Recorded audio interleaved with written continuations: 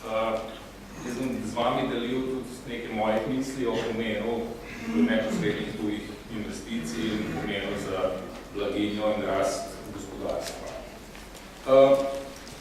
Nekako se zdi, da večina empirične in teoretične ekonomske literature neposrednim tujim naložbam podaja neko pozitivno vlogo za gospodarstvo. Velika večina, so kakšne izjeme, tudi pri nas kakšen avtor je naslovito študijo napisal, da mora temu ni tako, velika večina pa pravi, da neposredne tuje investicije igrajo pomembno vlogo pri razvoju gospodarstva. Seveda, kaj pa je zdaj ta kanal, kje je zdaj tuja investicija, kako pripomore, kje točno so se te prenos nekih znanj in kako ratamo točno bogatejši zaradi tujih investicij. Tukaj pa literatura zopet celo vrsto dejavnikov opisuje. Pravi, gre seveda za prenos tehnologije, gre za to, da postaja domače gospodarstvo zaradi konkurence, pa tudi zaradi prenosa znanj bolj produktivno.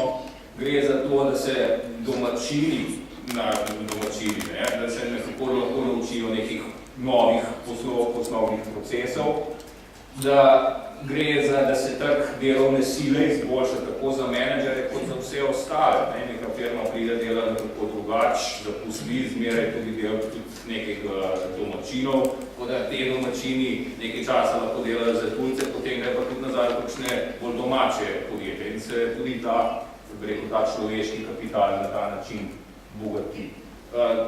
Delavce in zaposlene se drugače izobrazuje, trenira in na koncu omogoča tudi dostop do nekih mednarodnih poslovnih omrežij. Lahko gledamo, imamo v Sloveniji domače in tuje banke, jaz poznam eno celo serijo mojih kolegov, ki zdaj nastopajo in delajo v globalnih finančnih centrih, kako so do teh služb prišli, tako da so pač delali tudi najprej v Sloveniji za te tuje banke. Tako da gre za nek prenos tako malo trših, tehnoloških znanj, kot malce mehkejših,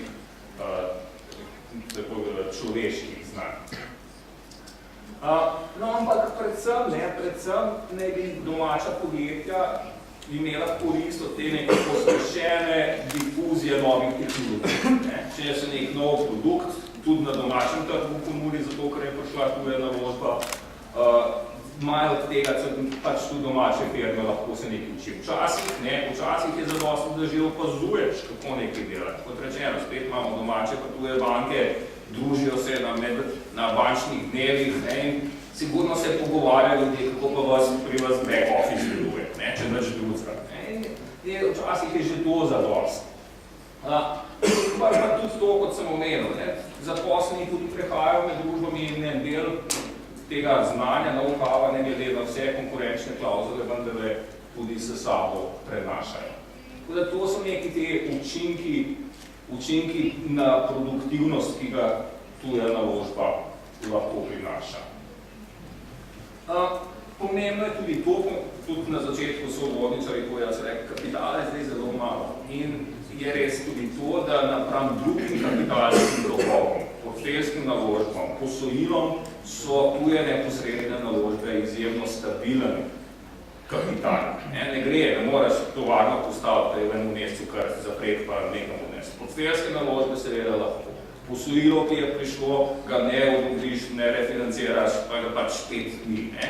To je neposredna naložba, ko ne moreš kar prej. Skratka, gre v teh nemirnih, nestabilnih časih za izjemno stabilen vir kapitala. Pa tudi to gre za direktno posojilo, gre za direktno prenos kapitala, ne za neko posredništvo, neka tuja globalna banka odobri posojilo. Se v obeh primerih denar pride v državo, ampak tukaj gre za neposreden prenos. Tako da jaz bi rekel, da v teh časih, v katerih se nahajamo, je to morda celo skoraj najbolj pomemben, eden izmed pomembnejših dejavnikov. Treba se je zavedati tudi to, neposredne naložbe v tem globalnem svetu, po eni strani tekmujejo z drugimi vrstami naložb, po drugi strani so pa enostavno komplement trgovini. Če hočeš ti nek nov trg posvojiti, lahko kar direktno izvažaš, lahko pa postavljaš proizvodno tam in delaš. Skratka, gre za komplementarno dejavnost. No in zdaj, tukaj včasih morda ne zastopimo Slovenci čisto dobro, zakaj gre. Slovenija od tega, se pravi, če je trg globalen, če imamo nek trg, je od integracije v Evropsko unijo in Evropsko monetarno unijo imela koristi. Po ocenah ekonomistov so zaradi tega, tu je neposredna naložba, zaradi pristopa v monetarno unijo in Evropsko unijo narasla za 22%, trgovina pa za 8%. Skratka, prvo, kar se moramo nekako priznati, je od tega, da smo del globalne evropske družine in od tega, da smo odprti za integracijo in prost pretok kapitala ljudi, imamo koristi. Več poslov gre, več kapitala imamo v državi, od tega imamo skratka pozitivne koristi. No, in zato jaz mislim, da moramo to priznati in predvsem se distancirati od tega, kar se mi žal zdi, da je v Sloveniji taka navara vseh nas, da smo zelo histerični, imamo neko to nacionalno paranojo pred tujimi investitorji. Dol pravim, da se bojimo dveh C-jev, ne bom zdaj, pa bojimo se Kitajcev, pa bojimo se Hrvatov, Croatians and Chinese. Zdaj, zakaj? Jaz včasih, če poslušam, pa res hočem nobenega identificirati, ampak na meze bi rekel, malo koristi od globalne trgovine, malo koristi od mednarodnih integracij, se obnašamo kot južna podružnica Heimatdienst. In moramo priznati, da imamo tega koristi, da nas tuji investitorji ne ogrožajo, vsaj v preteklosti, da za nas enkrat niso, ampak nas delajo bogatejše. In v teh recesijskih časih je to pomembno spoznanje.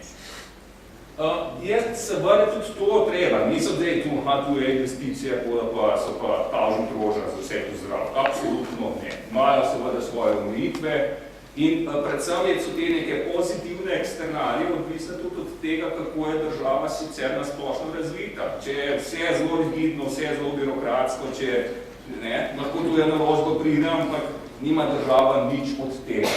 Tako da je potrebno seveda, da prihaja do teh pozitivnih eksternalij, ki smo jih na začetku in teh prenosa trših in mehkejših znanj, je potrebno imeti ustrezno razvito lokalno infrastrukturo. In Slovenija, žal, se mi zdi, da pač je ravno v tem morda zaostaja. V vseh teh nekih lestvicah konkurenčnosti smo zaostajamo za primerljivimi državami po učinkovitosti državnega po vladni učinkovitosti in po presežni birokraciji. In to so potem vse omejitve, ki pravijo, ja, lahko ti tuje naložbo. Če tako je naložbe tam zaprte in svoj otoček, samo po nekom naprej prodaja, res da ni od tujih naložb tudi nobena korist. Skratka, treba je imeti okolje odprto in fleksibilno, da za nastanek teh sinergij. Treba je imeti dobro razvit finančni trg, zopet, brez njega, tudi tuja naložba ne more prinesti pozitivnih učinkov v državo. Pol je pa še tako, na koncu zaključek. Jaz mislim, da moramo pravzaprav se vprašati tudi o smiselnosti definicije tujih neposrednih naložb. Smo v Evropski uniji, imamo prost pretok kapitala ljudi, zdaj, če nek nemški poslovnež odpre tovarno v Sloveniji, jaz mislim, da to ne more biti več tuja neposredna naložba. To je, kot če bi navedli iz Washingtona v Illinoisu letno odprl tovarno. Ni nobenih omejitev, tako da jaz to ne bi več pravzaprav tretiral kot tuja neposredna naložba. Tako da sem pravzaprav tudi proti temu, da bi imeli neke posebne politike pa strategije za privabljanje tujih naložb. Ja, ampak da bi zdaj to zelo strogo nekaj ločevali, pa ne vem, saj za evropske investitorje tega ni. Plus pa reče, kaj pa Kitajci, ker smo že prej to menili, pa Hrvati bodo čez 2 let, z večino ostalih držav imamo pa prosto trgovinske sporazume. Tako da jaz pravzaprav sem proti nekim grandioznim strategijam na tem področju. Mislim pa seveda, da je potrebno narediti Slovenijo enostavno atraktivno, tako za domače kot za tuje investitorje. In da je to najbolj pomembno, da naredimo Slovenijo bistveno bolj prijazno za poslovanje. Tukaj so zdaj podatki za 2012 že, Doing Business in Slovenija, če kaj dosti ni spremenilo. Smo na 37. mestu, pa to bi nekdo rekel, se to ni toliko slabo, med 200 državami smo na 37. mestu, ni toliko slabo. Bolj so problematični kakšni taki detajli iz tega, ki pa smo izjemno slabi. Izjemno slabi smo, tako kot je predsednik Janša prej rekel, če moraš čakati 1290 dni za uveljavitev pogodbe, to je katastrofa, ne bo ne domačin odprl podjetja, niti tujc. Vi brez veze imate neko strategijo potem. Podjetje še zmeraj 6 dni ustanavljamo, ne en dan. Pa je to tako, ne? Pa smo pa bistveno dražji, ne? Pa ta birokracija, bistveno dražji smo za dovoljenja, bistveno dražji smo za priklop elektrike, bistveno dražji smo za skoraj vsakim od teh postopkov, ki jih nekdo rabi, da začne poslovati v Sloveniji, domačin ali tujc, smo dražji kot povprečje v državah OECD. Pa še rečeš, nemo kaj tovarno za izvoz na južno-slovanske trge, je spet zelo drago, rabimo več dovoljen kot povprečje za izvoz, 6 na mesto 4, traja 16 dni pred neko robo spraviš iz Slovenije. Skratka, težko je v Slovenijo pride, težko je tudi vam kaj teme. Jaz mislim, da se moramo na mest nekih strategij ukvarjati s tem, tole bistveno izboljšati vsako izmed teh stvari. In da zaključam, mislim, da ni treba, da objavimo neke tuje neposredne naložbe, moramo pa objeti kapitalizem in Slovenijo na tako odprt za posel in potem bodo tudi tuje neposredne naložbe sledile. Toliko iz moje strani. Hvala lepa.